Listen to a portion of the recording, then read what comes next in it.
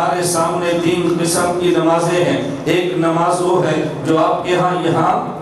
دو قرآن میں بھی ہے، امام بھی امتی ہے، مقتدی بھی امتی ہے، اور دوسری نماز مسجد نبی کی ہے، امام نبی ہے اور مقتدی صحابہ ہیں، اور تیسری نماز اللہ کے نبی کی بیت المقدس میں ہے، امام بھی نبی ہے اور مقتدی بھی نبی ہے۔ اب کوئی بندہ آپ سے پوچھے، تھوڑی سی بھی عقل ہو تو بندہ سمجھ سکتا ہے بھئی ایک نماز وہ ہے جس میں امام بھی امتی ہے، مقتدی بھی امتی ہے، دوسری نماز اس سے بڑی ہے جس میں امام نبی ہے اور مقتدی صحابہ ہیں، تیسری نماز اس سے بلند ہے، امام بھی نبی ہے اور مقتدی بھی نبی ہے۔ اب کوئی بندہ آپ سے پوچھے بھئی افضل ترین نماز چاہیے یا ادنا ترین نماز چاہیے، ہم ادنا نماز کی بات نہیں کرتے، ہم اعلیٰ نماز کی کرتے ہیں جہاں امام بھی امتی ہو، مقتدی بھی امتی ہو، یہ نماز ادنا ہے، امام نبی ہو، مقتدی صحابہ ہو،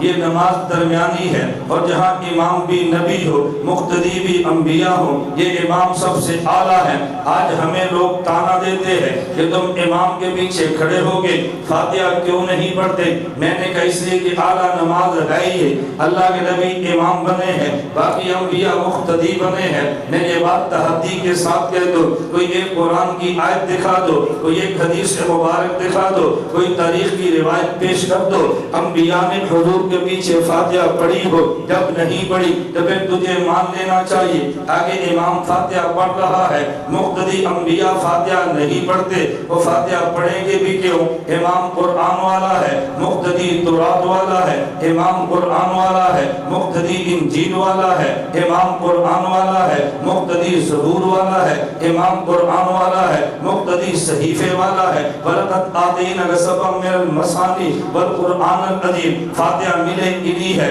پیچھے والوں کو فاتحہ ملی جو نہیں ہے وہ فاتحہ پڑھیں گے کیسے؟ تو پتہ یہ چلا امام الانبیاء فاتحہ پڑھ رہے ہیں، مقتدی فاتحہ نہیں پڑھتے، تو قیامت کے دن اگر اللہ اعلان فرما دے بھئی جن نے امام کے پیچھے فاتحہ نہیں پڑھی وہ کھڑے ہو جائے، وہاں صرف میں اور آپ کھڑے نہیں ہوں گے، 1,24,000 انبیاء بھی کھڑے ہوں گے، جہاں وہ جائیں گے وہاں ہم جائیں گے۔